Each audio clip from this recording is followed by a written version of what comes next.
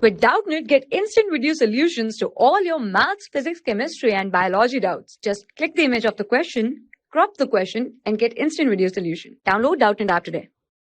Hello everyone. So let's see this question. In this question it is said, which of the following statements are correct?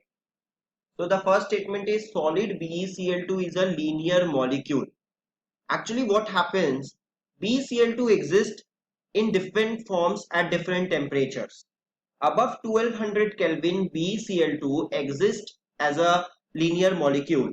But in solid form, BeCl2 does not exist as a linear molecule. It's completely a false statement. Why? Because the structure of BeCl2 in solid form, B is sp3 hybridized in solid form, and it is like this. You have the structure of BeCl2 in this polymeric form, right?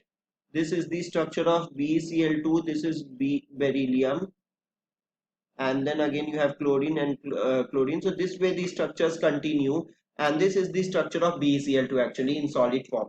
So here you can see the beryllium can make 4 bonds, and hence here Be is sp3 hybridized, right? So it is sp3 hybridized, it can make 4 bonds, so definitely it's not a linear molecule. It is in the polymeric form in solid state. So this is the false statement, right? Now let's see the next one. So this was number 1. Now if you see the number 2, then what is given in number 2 statement, that O3 molecule is polar in nature. O3 is ozone. Now if you talk about the structure of ozone, then ozone has this type of a structure. O, double bond O, and then there is a coordinate bond O, right? So this is the structure of ozone molecule. What happens due to the presence of coordinate bond,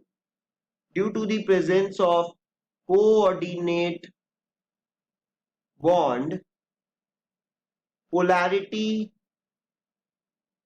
develops. So what happens due to the presence of this coordinate bond? Polarity develops over oxygen atoms,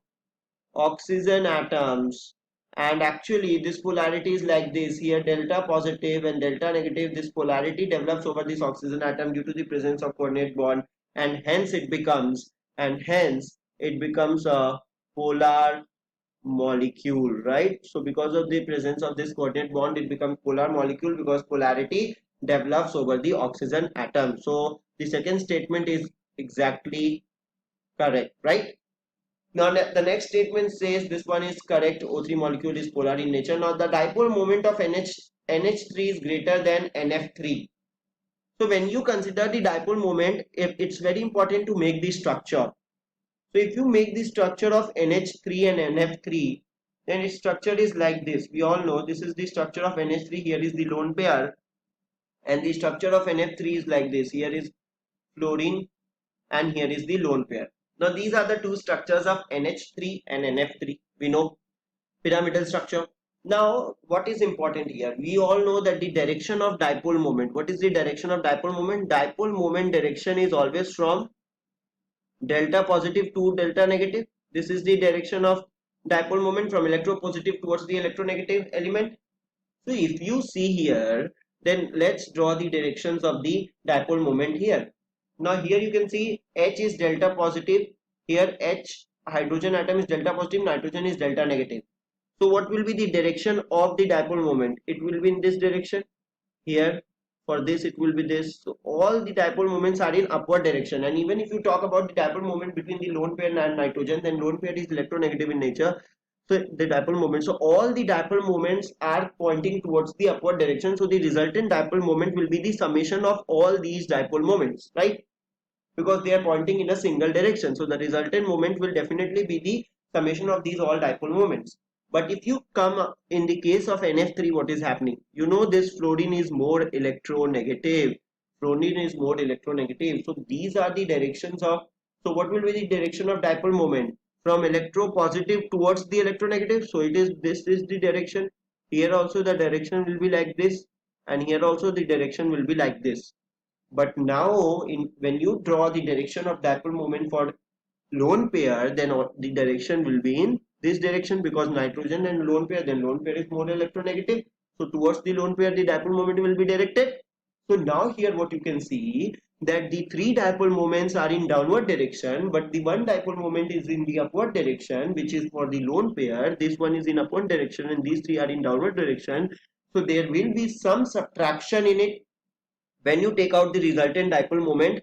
If you say this dipole moment of NH3 and this is the dipole moment of NF3, then definitely what you will say, the dipole moment of NH3 is going to be greater than the dipole moment of NF3, because in NF3 what will happen, because of the opposite direction, because of the opposite directions of these dipole moments, there will be some cancellation, and what will happen, that will result in the lower dipole moment of NF3. So that's why the statement is absolutely correct that the dipole moment of NH3 is greater than NF3. Yes, it's true, because in case of NF3 there is some reduction because of the opposite direction, right? Now let's see the last statement, that resonating structures can have change in arrangement of atoms. It's absolutely a false statement. Why it's a false statement? Resonating structure, if you know the conditions of resonance, resonating structures, these are the conditions of resonance. The resonating structure cannot have change in arrangement of atoms, but they can have what? They can have change in arrangement of electrons. They can, this is very important, they can have change in, they can have change in arrangement of electrons, right? They can have change in arrangement of electron, but they cannot have change in the arrangement of atom. This is very important. If you draw any structures, like if you take the structure of CO2 molecule and you want to draw its resonating structure, then what will be the resonating structure of CO2 molecule? The structure, the arrangement of atoms is not going to change, because if carbon is in the center, carbon will remain at the center. And what happens if you draw the structure, this is how the structure is drawn, right? So finally what you will say here, it will become O negative and O positive. So this is the way you draw the structure of the resonating structure of the carbon dioxide molecule. So the arrangement remains the same. So that's why the last statement is false. So what you will say, that only option 2 and option 3 are correct. So we'll write here that option 2 and 3 are correct, right? I hope you have understood. Thank you very much. For class 6 to 12, IIT JEE and NEET level. Trusted by more than 5 crore students. Download Doubtnut app today.